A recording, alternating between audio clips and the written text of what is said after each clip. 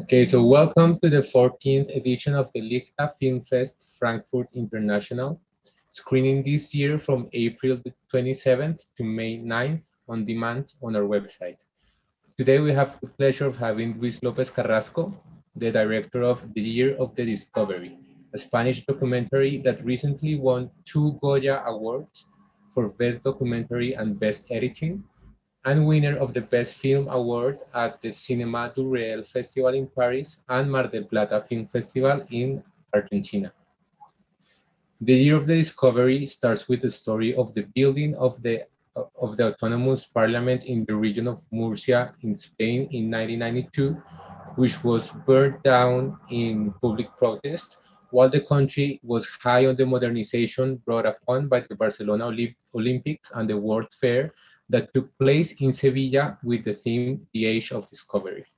The film, however, takes place in a small cafe in the smaller city of Cartagena, where we watch different conversations unfold on screen with working class people talking about what they remember of that time when many factories were shut down and how this process forever changed the meaning of work and labor for them.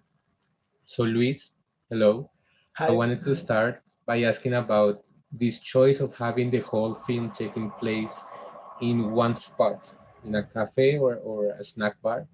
Um, and the program notes of the Lichta Film Fest say that this is a film that can turn any person into a good listener.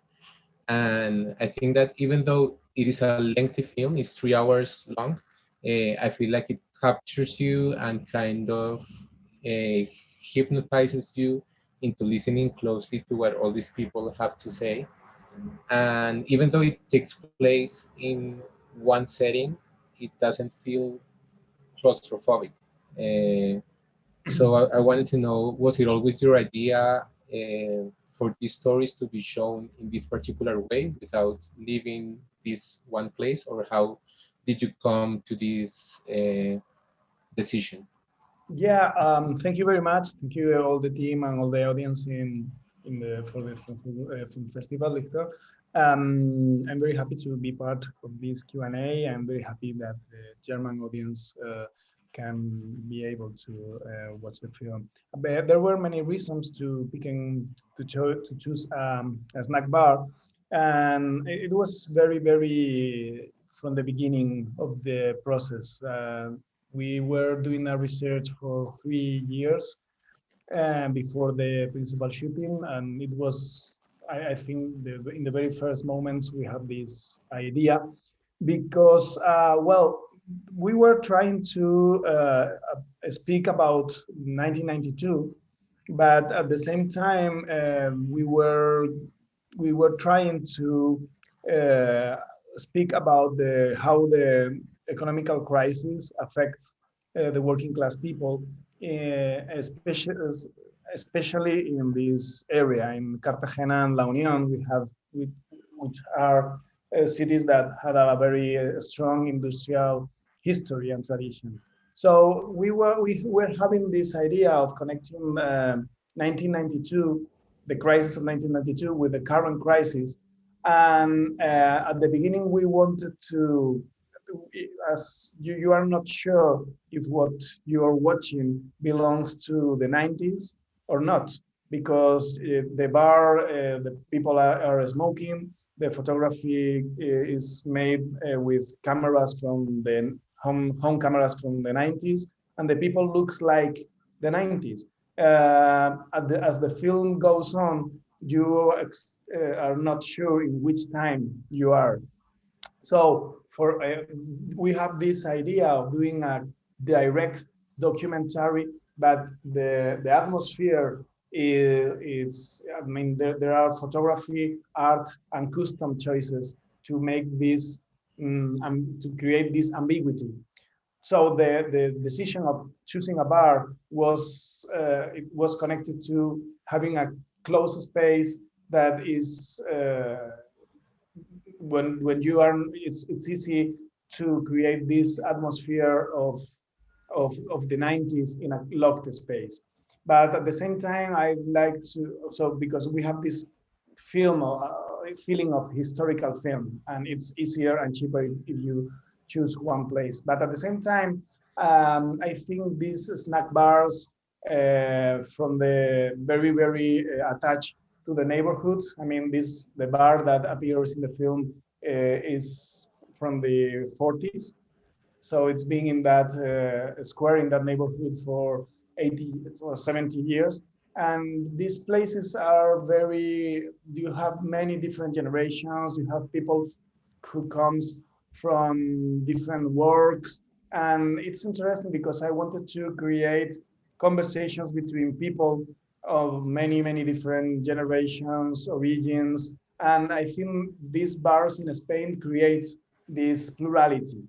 And at the same time, I have the feeling that some people are able to speak with a waiter or with another unknown customer of intimacies that maybe they are not able to speak with their families or their friends. And at the same time, the snack bar is a very typical place where you go after working.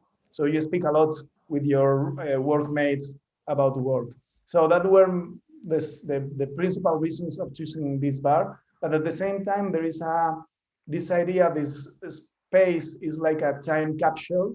So in the third part of the film, it's like these characters are inside a limbo, outside the space and the time. So this idea of having all of them inside this closed space was connected of this idea of a social class that has been locked down in a hard structure.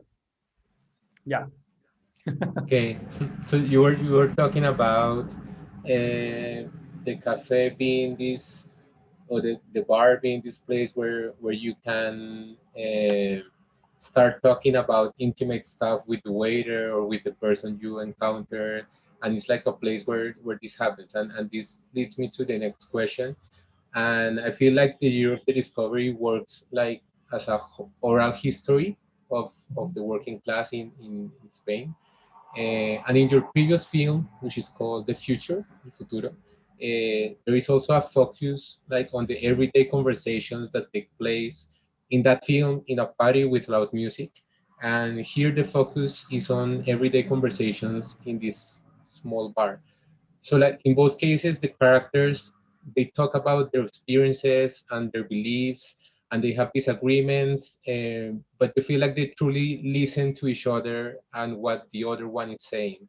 And I think that this is a way of saying that politics happen not in the grand stages or in the parliament buildings, which are being torn down, or in the mass media, which is like in the background noise, but it happens like in the small spaces, and it's built like every day in daily debates and discussions and conversations.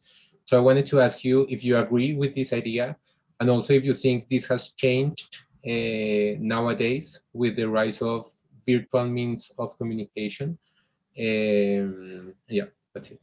Yeah, well, it's a very I think it would start a big discussion, because there are many aspects to consider. I mean, to be spoken. Sorry. I mean, of course, there is this idea of doing this portrait of 1992 that in the end is, as you say, a social memory of the working class neighborhoods from the Civil War to nowadays. It's a very big collective portrait that kind of speaks about Spain, but also the south of Europe, but at the same time, things going on in the whole globe. Because in the end, the film is a film about what's the future of work or labor. And in the end, the future of work, it's connected to the future of democracy. And this has also this international dimension. So I was, the main idea was speaking of the, I mean, in 1992 in Spain, it's being recorded all the time because of the major events of the Olympic Games and the Universal Exhibition, the World Fair. And the idea was speaking about this another story that nobody remembers in Spain nowadays. Nobody remembers that a parliament was burned by the people and the workers. And the Spanish democracy had only 14 years in 1992, and the people was burning the representation of the democracy. So we are, in the film, we are comparing all the time the official institutional discourse of the Olympics and the institutions creating this idea of wealthiness, of modernity, all this propaganda of Spain going to be a future world economic power. And at the same time, we have this B-side of a lot of people that are not participating of this glorious moment or joy. In fact, for these people, 1992 is one of the saddest moments of their life. So this idea of portraying the unofficial or the not well-known moments of history was very important. And for me, building other storytellings of the common social memory, it's for me it has to be very connected to daily conversations and common people. I think, and I was completely sure that the common people had to be, and the speaking, the oral history had to be this alternative story of the 1992. And of course, there are some characters that they speak in the film that after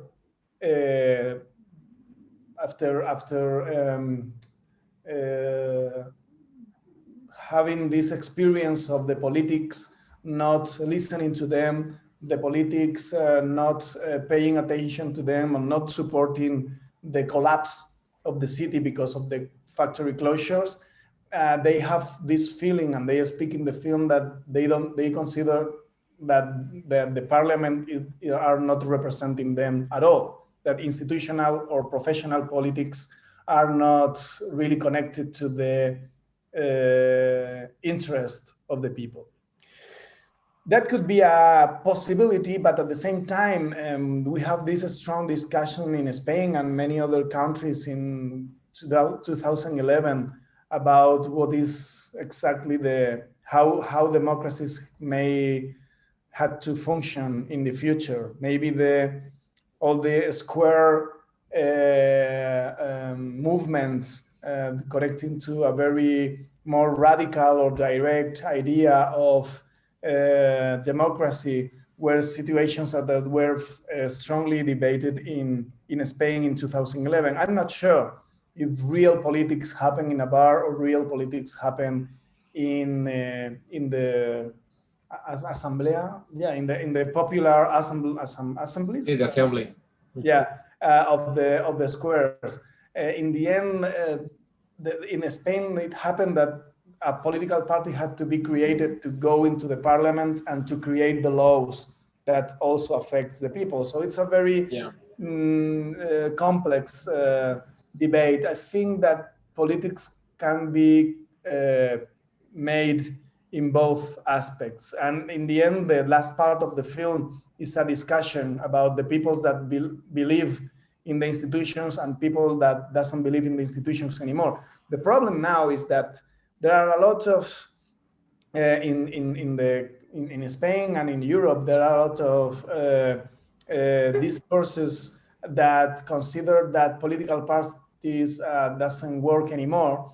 And in Spain, it's very, very connected to the uprising of extreme right or far right parties. Because in the moment you consider that you say that every politics are inefficient or are corrupted, you are also creating the roots for a new dictatorship. So it's a very complex discussion. Yeah, totally. And it also links with what you said about the film being set like in a timeless time, like it can be in the past or in the present. It's filmed with this cameras from the 90s, but the characters are talking about the present, you know, and you get this feeling like history repeats and the time is like an eternal loop. And then in one part of the film, we get these people talking with these xenophobic and nationalist discourses. And so it is also like a flashback to mid 20th century Europe. Um, so yeah, I really like that about the film too. And I wanted to ask, I think the last question, mm, about sound, because I feel like sound in this film is a very thoughtful, a very fundamental element in the year of the discovery. And the sound of one conversation frequently overlaps with the sound of another conversation, and they flow into each other, and you get this feeling like you're in the bar, like in the middle of the bar, and you're eavesdropping on every single conversation like happening at the same time. So I wanted to know, how did you elaborate this complex soundscape in the film? Yeah, it was very complex.